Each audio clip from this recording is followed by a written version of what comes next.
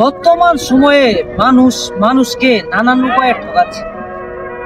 Online প্রতারণার মাধ্যমে মানুষের কাছ থেকে টাকা হাতিয়ে নেওয়া হচ্ছে। ভুয়া চাকরির অফার দেখিয়ে বেকারদের সাথে প্রতারণা করা হচ্ছে।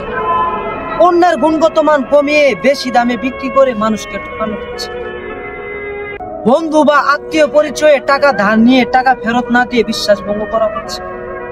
প্রেম বা সম্পর্কের ফাঁদে ফেলে মানসিক ও আর্থিকভাবে শোষণ করা হচ্ছে।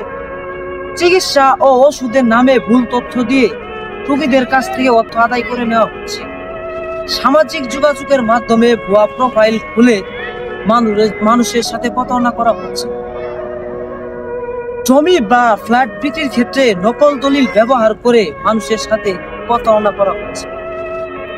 বিভিন্ন বিনিয়োগ প্রকল্পের নাম করে মানুষকে মিথ্যা আশ্বাস দিয়ে মানুষের সাথে প্রতারণা করা হচ্ছে। ধর্ম ও আবেগের দোহাই দিয়ে মানুষের বিশ্বাসকে পুঁজি করে মানুষকে ঠকানো হচ্ছে। এটাই হলো আমার সোনার বাংলা দেশ।